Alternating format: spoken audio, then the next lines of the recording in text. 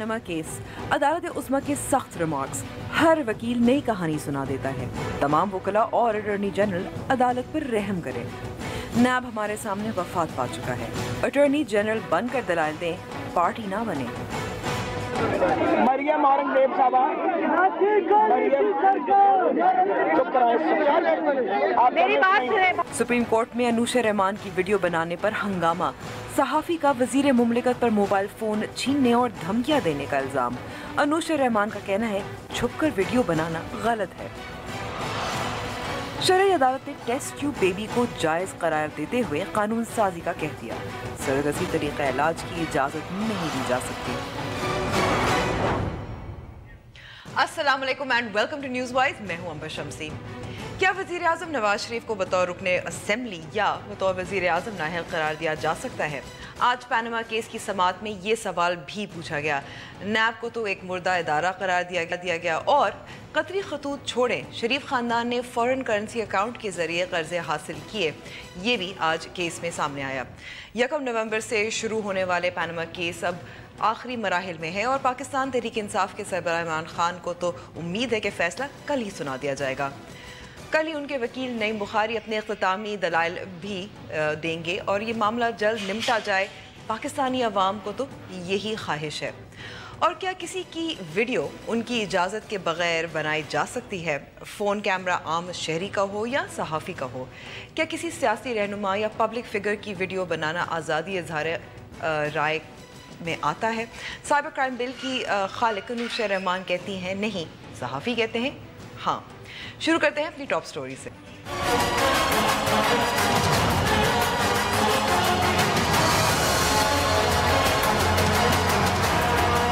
आजकल जो नई रट लगाई हुई है पीटीआई ने, वो ये है कि अदारों के जो सरबराह हैं वो हुकूमत के इशारों पे नाचते हैं और कुछ करने के लिए तैयार नहीं है। ये सरासर गलत बात है। जो सबसे बड़ा अदारा है अकाउंटेबिलिटी का, नेशनल अकाउंटेबिलिटी ब्यूरो, उसके चेयरमैन को पाकिस्तान मुस्लिम लीग नून की हुकूमत ने तैनात नहीं किया। वो तमाम जमातों की मुशावरत से तैनात होते हैं। जिस वक्त वो तैनात हुए थे, ये पीटीआई भी उस वक्त खामोश थी। तो ये कौन सा अजूबा है कि अब आकर जब उनके केस खोखला है, जब उनके पास सबूत का फुकदान है, कि उनको ये बात याद आ रही है कि नैब की कारकर्दगी ठीक नहीं है। पाकिस्तान मुस्लिम लीग नून के रहनुमा दानियाल अजीज बात कर रहे थे नैब के सरबराह कमर जमान चौधरी साहब की। इस पर बात आज की समाअत में क्या क्या हुआ, आखिरी मराहिल में है, इस पर बात करेंगे तफसील से हम बैरिस्टर अली ज़फ़र साहब से। बहुत बहुत शुक्रिया अली साहब हमें वक्त देने का। पहले तो नैब की बात करते हैं अली साहब, क्योंकि आज भी रिमार्क्स जो दिए गए उसमें ये कहा गया कि ऐसा लगता है कि नैब मर गया है। दानियाल अजीज साहब ने भी कहा कि नैब जो है उसको उनकी जो तकर्री थी चेयरमैन की, ये तो तमाम पार्टियों की मुशावरत से की गई थी। तो नैब ने ये कहा है कि हम नैब का तो काम है कानून के तहत, आइन के तहत, कि वो ऐसे केसेस परस्यू करें। जी बिल्कुल, कोर्ट ने नैब चेयरमैन को बुलाया था और नैब चेयरमैन से पूछा था कि आपने ये अपील क्यों विड्रॉ की। तो उन्होंने ये जवाब दिया था कि ये हमने सोच समझ के विड्रॉ की थी अपील जो हुदैबिया के केस में थी, और हम उनके मुताबिक उन्होंने कहा मेरा फ़ैसला सही था और मैं ये फ़ैसले पे बरकरार रखूँगा, इस फ़ैसले को मैं इसको तब्दील नहीं करूँगा।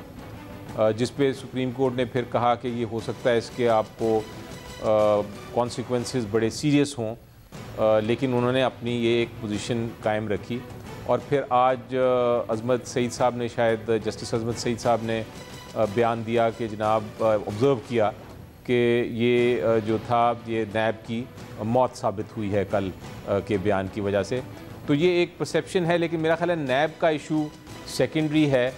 नैब जो मेन केस तो पनामा का चल रहा है, नैब चेयरमैन के या नैब के क्या कॉन्सिक्वेंसेस होंगे इस फैसले के, वो देखा जाएगा बाद में। बट इतना ज़रूर है कि जितने हमारे इंस्टीट्यूशंस हैं, चाहे वो नैब हो, चाहे वो FI हो, चाहे वो एंटी करप्शन डिपार्टमेंट हो, जो इदारे हमने बनाए हैं, सक्सेसिव हुकूमतें, सिर्फ ये हुकूमत नहीं, सक्सेसिव हुकूमतें जो इससे पहले भी थी हुकूमतें, उन सब ने उनको कमज़ोर ही रखा है, आज़ाद या ताकतवर नहीं होने दिया। और उसकी वजह ये है कि हर हुकूमत चाहती है कि इन अदारों के ज़रिए अपना काम कराएं और ये अदारे इनके ख़िलाफ़ कुछ ना करें। तो ये नतीजा तो एक ऑब्वियस है। ये इसकी नैब पे सिर्फ कंसंट्रेशन करने की ज़रूरत नहीं, ये तो हमें पूरी इंस्टीट्यूशनल एक फ्रेमवर्क चेंज करना पड़ेगा और फिर ही जाके ये आपकी इंस्टीट्यूशंस ताकतवर और अली साहब जी, दानियाल साहब ने एक और हवाला दिया था कि क्योंकि पाकिस्तान तहरीक इंसाफ हुकूमत में नहीं रही, लेकिन अगर हम खैबर पख्तूनख्वा में देखें तो वहाँ जो एहतसाब का कानून है उसमें भी तब्दीली लाई गई। जी, वो उन्होंने कहा ज़रूर, और मेरा ख्याल है तब्दीली कानून में भी लाने की ज़रूरत है और माइंड सेट में भी। ये जो इंस्टीट्यूशंस हैं ये हमें जब तक इंडिपेंडेंट नहीं होंगी, जब तक इनको बिल्कुल खुद मुख्तार नहीं किया जाएगा तो वो हुकूमत के ताबे ही रहेंगी। और ये हम देखते आए हैं, लेकिन इसमें मेरा ख्याल है सिर्फ आप किसी एक शख्स या एक हुकूमत को नहीं इसमें कर सकते। मेरा ख्याल है पूरे जितनी हुकूमतें आई हैं वो करती रही हैं। सो सुप्रीम कोर्ट ने वही स्टेटमेंट दी। एक और दिलचस्प जो पहलू था जिस पे थोड़ी से जो दलाइल पेश किए गए थे, सवाल जवाब हुआ था, वो था वज़ीर आज़म की अहली के हवाले से। क्या रुकने पार्लियामान के तौर पे हो, क्या वज़ीर आज़म के तौर पर हो, और ये तक जो अटॉर्नी जनरल हैं उन्होंने ये भी कहा कि फौजदारी निज़ाम के तहत वज़ीर आज़म को इस्तिस्ना हासिल नहीं है। इस पर अगर आप थोड़ी सी रोशनी डाल सकते हैं। जी, एक बहुत अहम आज एक ऑब्जर्वेशन आई। वैसे तो मैं कहता हूँ कि जो ऑब्जर्वेशन जो अदालतों की तरफ से आती हैं, जज साहिबान की तरफ से आती हैं, वो फ़ैसला नहीं होता जब तक लिखा ना जाए, और उससे हमें ज़्यादा कॉन्सनट्रेट नहीं करना चाहिए। लेकिन एक आज बड़ी अहम, पूरे जो 24-28 हेयरिंग्स हुई हैं, एक बड़ी एक अहम स्टेटमेंट या ऑब्जर्वेशन आई है कोर्ट से। उन्होंने ये कहा है कि जो तो क्रिमिनल ट्रायल है या क्रिमिनल इसकी जो प्रोसीडिंग्स हैं उसको तो हम किसी और अदारे को भी भेज सकते हैं, किसी और इंस्टीट्यूशन या अदालत में भी भेज सकते हैं, लेकिन हम खुद सिविल साइड पे डिक्लेरेशन दे सकते हैं कि ये इन्होंने करप्शन की है। अब ये अगर सिविल साइड पे इस किस्म की कोई डिक्लेरेशन आती है तो फिर उसका मतलब ये है कि अगर सपोजिंग वो सुप्रीम कोर्ट ये फैसला करता है कि हाँ ये करप्शन हुई है सिविल साइड की पे एक डिसीजन डिक्लेरेशन, तो फिर उसका डायरेक्ट इम्पैक्ट होता है नवाज शरीफ साहब की MNA शिप पे, और अगर MNA शिप पे होता है फिर प्राइम मिनिस्टर शिप पे होता है। ये एक बड़ा इंटरेस्टिंग ऑब्जर्वेशन है, और इससे एक फोर्थ ऑप्शन खुल जाती है अदालत जो है वो क्या है? फोर्थ ऑप्शन ये है कि वो कोर्ट ये फैसला कर सकता है कि हम ये क्रिमिनल ट्रायल के लिए तो हम आगे भेज दें,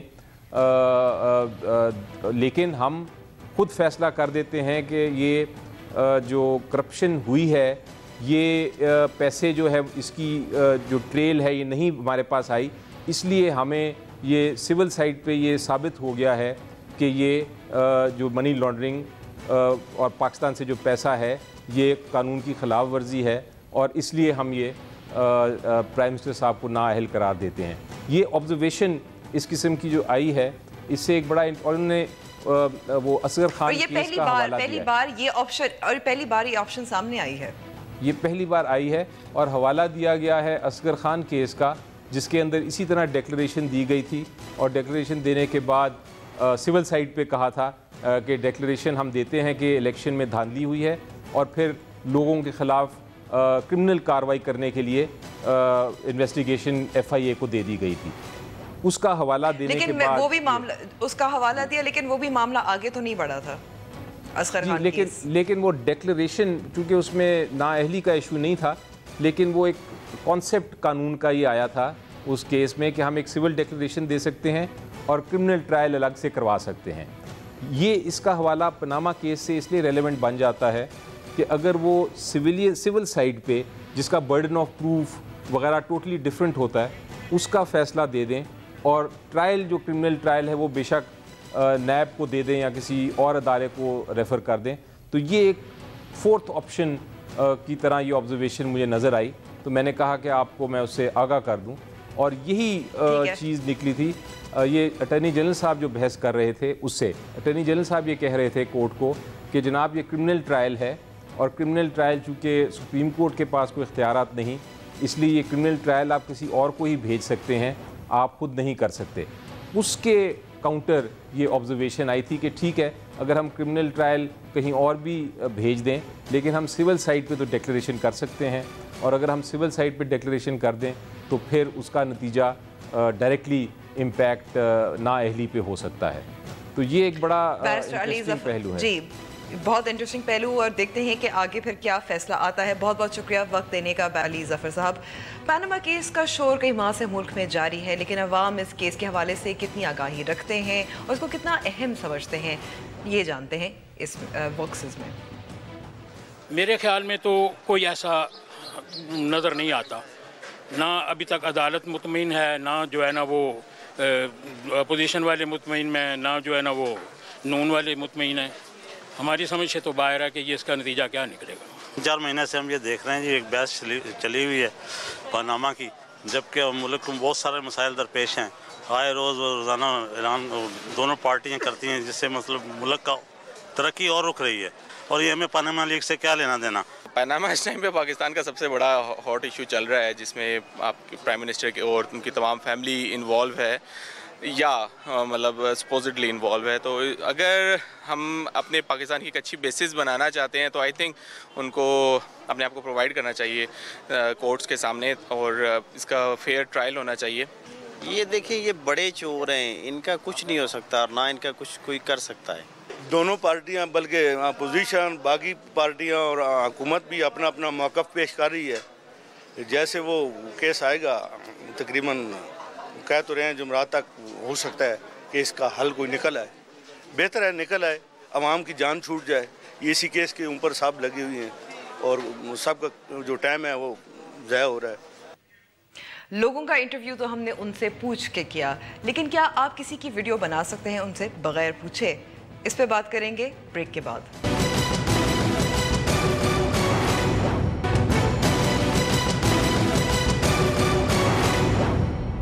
میں صرف یہ کہہ رہی ہوں کہ آپ لوگ اسی طرح نعرے لگتے رہیں گے اور اسی طرح یہ باتیں ہوتی رہیں گی تو یہ مسئلہ کسی طرف بھی نہیں جائے گا۔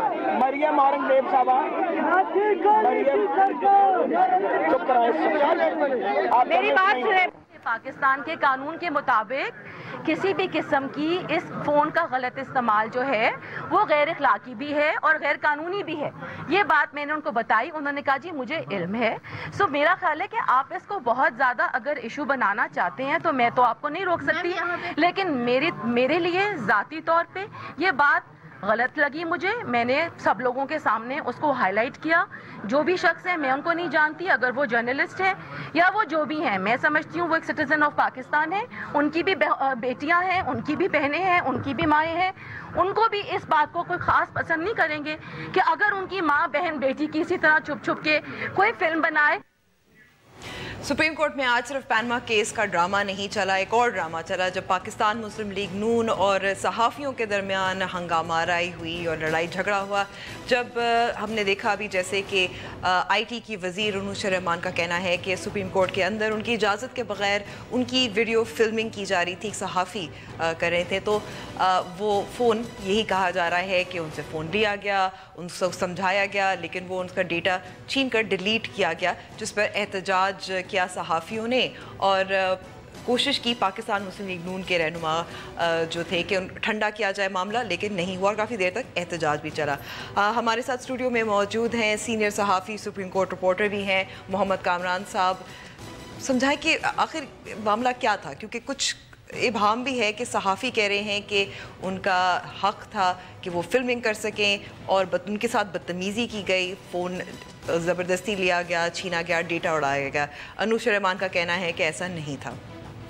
پر تھینک یو ویری مچ۔ سب سے پہلی بات تو یہ کہ ایک امپریشن یہ دیا جا رہا تھا کہ شاید یہ کورٹ روم کے اندر ہوا، ایسا کچھ کمرہ عدالت کے اندر نہیں ہوا، نہ ہی ہو سکتا تھا۔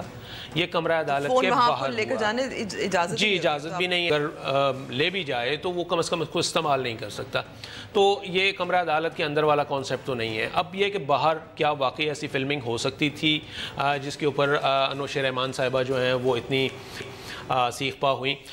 دیکھیں یہ معاملہ قانون سے زیادہ میرا خیال ہے اخلاقیات کا ہے. میں نہیں سمجھتا کہ وہ سائبر کرائم بل یا کوئی اور جو اس طرح سے جو الائڈ لیجسلیشن ہے وہ کس اسٹیٹس ہے, وہ کیا نافذ العمل ہیں یا نہیں ہیں. سائبر کرائم بل اس کا کیا اسٹیٹس ہے؟ یہی کہا جا رہا تھا کہ 14 سال قید ہو سکتی ہے اسی پر, ایف آئی اے جو پکڑ سکتی ہے. جی بالکل, اور یہی بات میرا خیال ہے انوش رحمان نے اس صحافی کو بتائی تھی جس کو کہ وہ یہ اب صحافی کا یہ دعویٰ ہے کہ انہوں نے مجھے دھمکایا ہے, انہوں نے مجھے دھمکی دی ہے, اور انہوں نے مجھے جس کی بنا پر آپ کو بتاؤں کہ ایک اپلیکیشن بھی فائل کر دی ہے اس صحافی کی جانب سے پولیس اسٹیشن سیکریٹریٹ میں انوش رحمان کے خلاف کہ انہوں نے مجھے دھمکیاں دی ہیں کہ ان کو 14 سال کے لیے جیل میں بھیج دیا جائے گا اور ایف آئی اے سے اٹھوا لیا جائے گا. شاید میرا خیال ہے کہ انوش رحمان جو ہیں وہ ان کو قانون سمجھا رہی تھیں جو انہوں نے بنایا تھا کہ یہ سائبر کرائم بل ہے, اور اگر آپ اس طرح کی میری اجازت کے بغیر یہ ویڈیو بناتے ہیں تو آپ کو اس چیز کو فیس کرنا پڑے گا. تو یہ اس طرح کی یہ صورتحال تھی, اور غالباً انوش رحمان نے بھی بعد میں جب اپنا ورژن دیا ہے تو ان کا یہی کہنا تھا کہ ایسی بات نہیں ہے, میں نے ان سے کیا, اور ان کا تو یہ بھی کہنا تھا کہ اس صحافی نے وہاں پر ان سے معذرت بھی کر لی تھی کہ ہاں یہ کام غلط ہوا ہے تو ہم اس کو ڈیلیٹ کر دیتے ہیں. اور وہ جو ڈیلیٹ کی گئی وہ ویڈیو وہ بنیادی طور پر یہ کہا جا رہا ہے کہ ان دونوں کی مشاورت سے ہی ہوئی تھی. تو معاملہ اگر اس طرح کا تھا تو وہاں پر ٹھنڈا ہو جانا چاہیے تھا. لیکن آپ کو پتہ ہے کہ بعد میں پھر ایک صحافی میں بھی ایک صحافی پنا ہوتا ہے نا, تو وہ صحافی سے خود ہی خبر بن وہ پھر یہی ہوا کہ باہر آ کے پھر اس چیز کو میرا خیال ہے کہ اس کی ہائپ کریٹ کی گئی. اور دیکھیں میں پھر وہی بات ریپیٹ کروں گا امبر کہ یہ معاملہ قانون سے زیادہ اخلاقیات کا ہے. ٹھیک ہے, آپ کسی سے بات کر رہی ہوں اپنی کسی دوست کے ساتھ, سہیلی کے ساتھ, اور کوئی آ کے کوئی آپ کا جاننے والا ہی بے شک ہو وہ ایک دم سے وہ فلم آپ کی بنانا شروع کر دے, اور آپ کو پھر یہ بھی پتا ہو امبر, چکر یہ ہے کہ ہوتا یہ ہے کہ انوش رحمان کو پتا تھا کہ یہ فلم شوٹ ہوگی, چاہے اس میں کچھ بھی نہیں ہے, اوپن ایئر مطلب وہ ایک عام پبلک پلیس ہی ہے ایک قسم کی, وہاں پر اور بھی لوگ ہیں, کوئی یہ نہیں تھا کہ وہ اکیلے ہی تھے. یا تو اس فلم کو کس طرح سے اپلوڈ کیا جائے گا سوشل میڈیا پر اور اس کی کیا اینگلنگ کی جائے گی, کیونکہ یہ ہوتا رہا ہے, ہم نے یہ دیکھا ہے کہ وہاں پر اپنے اپنے اینگل سے فلم یا کلپس جو ہیں وہ شوٹ کر لیے جاتے ہیں, اور ہر ٹی وی چینل جو ہے وہ اپنا اینگل دے کے اپنا رنگ دے کے اس کو وہ کرتا ہے. لیکن پھر اس میں سوال یہ آتا ہے کہ جب آپ ایک پبلک فگر ہیں, جب آپ ایک سیاسی رہنما ہیں, سیلیبریٹی بھی ہوں, اور آپ پبلک پلیس میں جیسے آپ نے کہا ہو, تو آپ اپنی کین یو ایکسپیکٹ پرائیویسی؟ دیکھیں امبر اس میں بات یہ ہے کہ وہ ٹھیک ہے کہ وہ پبلک فگر ہیں اور وہ منسٹر ہیں اور وہ آنسریبل بھی ہیں, مطلب ہم کیمرہ جاتا ہے تو وہ بلکہ خود کیمروں کو انوائٹ کرتی ہیں کہ یہ آج بریفنگ ہے یا ایک یہ, لیکن میرا خیال ہے کہ وہاں کا جو معاملہ تھا کورٹ روم کے باہر کا شاید وہ ڈیفرنٹ تھا. اور مجھے تو یہ بھی بتایا گیا ہے کہ وہ جو فلم شوٹ ہو رہی تھی یا وہ جو کلپ شوٹ کیا جا رہا تھا وہ خواجہ سعد رفیق اور بابر اعوان کے درمیان جو بات چیت ہو رہی تھی اس کا تھا, اس میں انوش رحمان کہیں نہیں تھی. انوش رحمان نے صرف انٹروین کیا اس سیل فون والے کو, صحافی کو. یعنی کہ یہ ایک گفتگو تھی پرائیویٹ, یہ ان کی کارنر میٹنگز آپ کہہ سکتے ہیں. دیکھیں اس کی ایک میں مثال دوں, مثلا ہمارا ایک ٹی وی چینل ہے, news channel, private T V channel, میں نام نہیں لوں گا, اس میں یہ ہوا کہ ایک عمران خان اور حامد خان جو کہ ان کے کونسل تھے یہ باہر آئے ہیں سماعت کے بعد, تو اس میں سے عمران خان نے حامد خان سے یہ کہا کہ مجھے کچھ پوائنٹس بتائیں, میں نے آج کی ہیئرنگ کے بارے میں میڈیا کو باہر بریف کرنا ہے. ٹھیک ہے, تو دیٹ از ویری کامن کہ آپ اپنے وکیل سے پوچھتے ہیں کہ بھائی what are the legal points, تاکہ میں ان کو باہر میڈیا کے سامنے ایکسپوز کر سکوں. تو اس کو شوٹ کر لیا گیا اس کلپ کو, اور اس کو اس ٹی وی چینل نے اپنے اینگل سے پیش کیا جو کہ رادر تھوڑا سا اس میں نیگیٹو اور انسلٹنگ ٹون جو ہے وہ بھی نظر آ رہی. میں گیس کر سکتی ہوں کون سا چینل, لیکن آگے بڑھیں. آئی کین انڈرسٹینڈ کہ آپ کو پتا ہے, لیکن بات یہ ہے کہ ہم اس کو جنرلائز کر کے دیکھ رہے ہیں کہ ایسا نہیں ہونا چاہیے. جو بات میرا خیال ہے کہ اس کلپ کو شوٹ کرنے میں کوئی مذائقہ نہیں تھا, انوش رحمان بھی شاید اس سے اتنی زیادہ اوفینڈ نہ ہوتی اگر انہیں یہ پتا ہوتا کہ ہاں یہ چیزیں جو ہیں کس طریقے سے سوشل میڈیا پر اپلوڈ ہوتی ہیں, ان کو کیا رنگ دیا جاتا ہے, ان کی کیا اینگلنگ کی جاتی ہے. لیکن صحافیوں کو مجھے تو یہی سکھایا گیا تھا کہ آپ کسی کی بغیر اجازت کے انلیس بہت زیادہ پبلک انٹرسٹ میں ہو, کوئی جرم ہو رہا ہو جس کے بارے میں آگاہی آپ نے دینی ہو لوگوں کو, آپ اجازت کے بغیر کسی کی فلمنگ نہیں کر سکتے یا انٹرویو نہیں لے سکتے. ایسے ہی ہے، بالکل ایسے ہی جی. جو نارمل اصول ہیں، ایتھکس ہیں، جرنلسٹک ایتھکس ہیں، وہ تو یہی سکھاتے ہیں. لیکن کتابی باتیں آپ کو پتہ ہے کہ وہ زیادہ تر ہمارے کتابوں میں ہی اس کو پڑھا جاتا ہے اور کتابوں میں ہی رکھا جاتا ہے. عملی میدان میں ایسا نہیں ہوتا. آج کل آپ یہ دیکھیے کہ بلکہ ابھی بات چل نکلی ہے تو وہ سوشل میڈیا پہ آپ نے دیکھا ہے کیسے کیسے وہ لیک ویڈیو کلپس جو ہیں وہ آئے ہوئے ہیں، جو یہ ریڈ شوز ہوتے ہیں اور جو چھاپے مارے جاتے ہیں انتظامیہ کے ساتھ، اس میں کس طریقے سے جو ہے نا وہ ہم تو وہ غلط ہے سب کچھ. اگر ہم دیکھیں ہم اب بڑی کڑوی بات ہے میری، شاید اپنی میں ایک جملے میں بات کروں گا، بڑی کڑوی بات ہے، شاید میرے دوستوں کو، ہمارے صحافیوں کو، آپ سمیت بری لگے کہ ہم جب پرائیویٹ کسی کی پرائیویسی کو بریچ کرتے ہیں تو اس وقت ہم کسی کا خیال نہیں کرتے، لیکن جب ہمارے اوپر کوئی بات آتی ہے تو ہم کہتے ہیں کہ آزادی صحافت پر حملہ ہے. بہت بہت شکریہ ہمیں وقت دینے. اب ہم وقفے پہ جا رہے ہیں. وقفے کے بعد جانیں گے کہ فیڈرل شریعت کورٹ نے کرائے کی کوک کے بارے میں کیا فیصلہ دیا.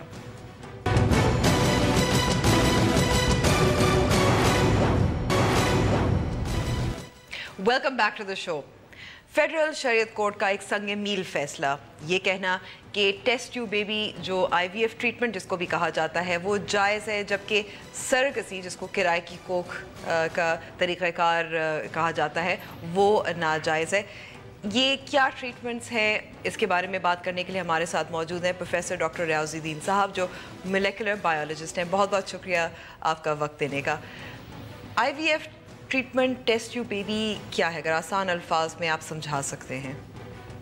جی، سب سے پہلے تو میں آپ کا مشکور ہوں کہ آپ نے اس اہم سبجیکٹ پہ بات کرنے کے لیے مجھے دعوت دی. میں کوشش کروں گا کہ آسان ترین الفاظ میں آپ کو بتاؤں. اچھا، ٹیسٹ ٹیوب بیبی یہ ہے کہ جو پروسیس نیچرلی ایک عورت کے جسم میں ہوتا ہے جس سے کہ ایک بچہ پیدا ہوتا ہے، وہ بیسیکلی یہ ہے کہ ایک سپرم جو میل سے آتا ہے اور ایگ جو فیمیل سے آتا ہے، ان دونوں کی یونین ہوتی ہے. ٹھیک ہے. یہ یونین اگر باڈی کے اندر ہوتی ہے تو وہ نیچرل پروسیس ہے. اگر اس کو آپ باہر ٹیسٹ ٹیوب میں کرتے ہیں تو آپ کہتے ہیں کہ جی یہ ٹیسٹ ٹیوب بیبی ہے. ٹھیک ہے. تو صرف اس میں یونین ہے سپرم کی میل سے اور ایگ کی فیمیل، اور وہ ایک میکینیکل ایک سائنسی طریقے سے ایک ٹیسٹ ٹیوب میں کیا جاتا ہے. لیکن سرگسی جو ہے جس کو کرائے کی کو کہتے ہیں وہ فرق ہے. اب یہ جو فرٹیلائزیشن ہو گئی آپ کا، وہ یونین کے ساتھ جو بن گیا، وہ خود بخود اس سے بچہ نہیں بن سکتا. اس کے برعکس اگر آپ مرغی کا یا کسی اور برڈ کا لیتے ہیں سپرم اور ایگ اور اس کو یونین کرتے ہیں تو اس کے اندر اتنی نیوٹریشن ہوتی ہے کہ وہ 20 دن میں 25 دن میں اس میں سے پورے کا پورا بچہ جو ہے بن جاتا ہے. اس کے لیے نیوٹریشن جو 9 مہینے ملنی ہے اس کے لیے کسی فیمیل کے جسم میں جانا اس کا ضروری ہے.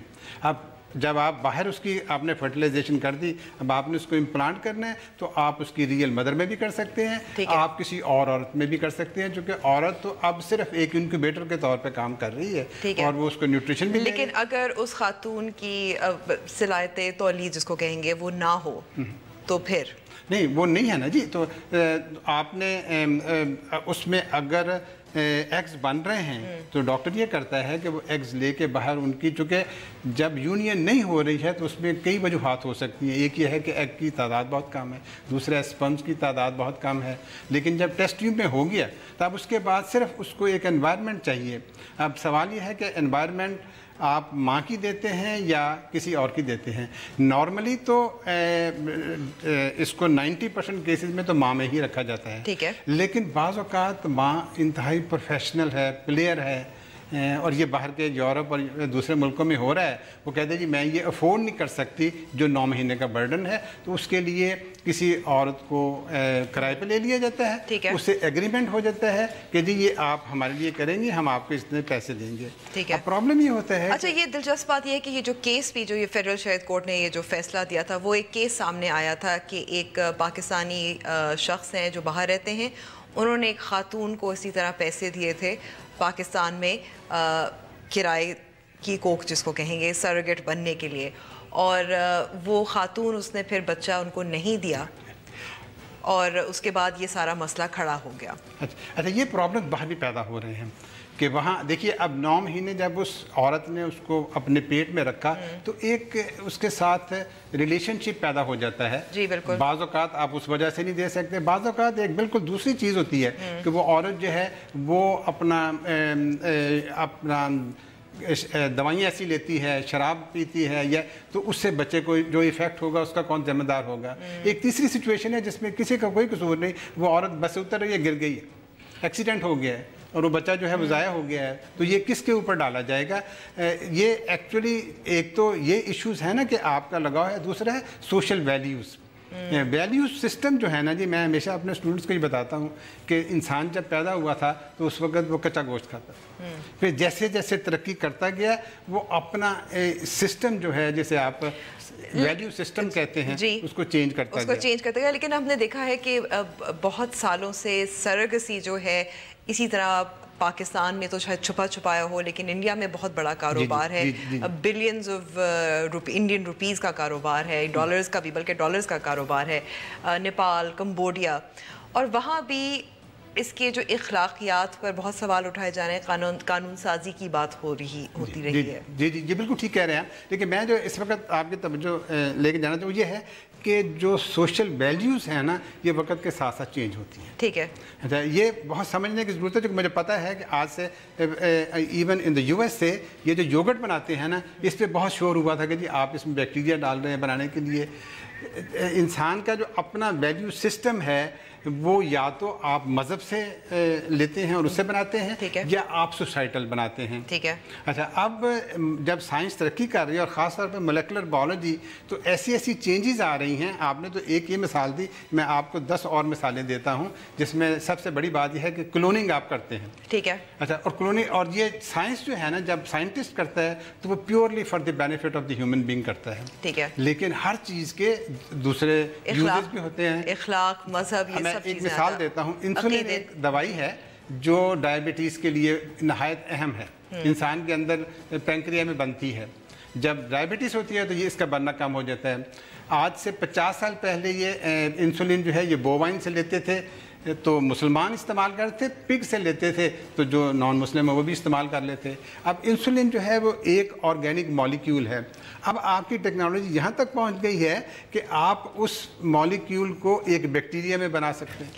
ٹھیک ہے, یہ بہت سارے جو ایتھیکل سوال ہے سائنس کے حوالے سے. ڈاکٹر صاحب آپ سے ہم دوبارہ بھی اس پہ بات کریں گے, لیکن ہمارا وقت ختم ہو گیا. بہت آپ نے کبھی گوروں کو پاکستانی ترانہ پڑھتے ہوئے سنا ہے؟ اگر نہیں تو آج ہم آپ کو دکھاتے ہیں ایک ایسے پاکستانی فوجی جو ان کی ویڈیو کی دھن پر برطانیہ کی رائل اکیڈمی میں یہ سنے تھے, لیکن چھوٹے سے بریک کے بعد.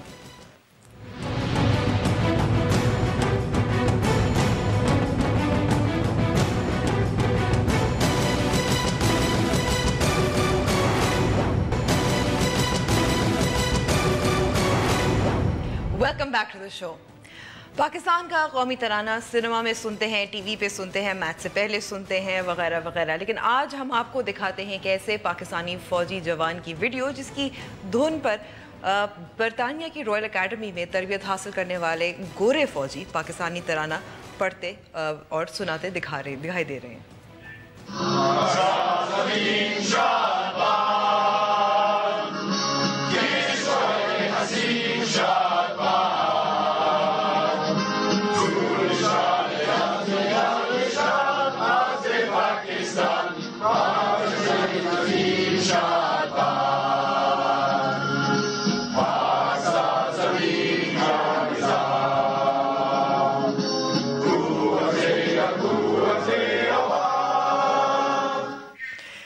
لگا یہ ویڈیو؟ اگر آپ ہم بتانا چاہیں تو نیوز وائز کا فیس بک پیج اور ٹویٹر ہینڈل بھی موجود ہے.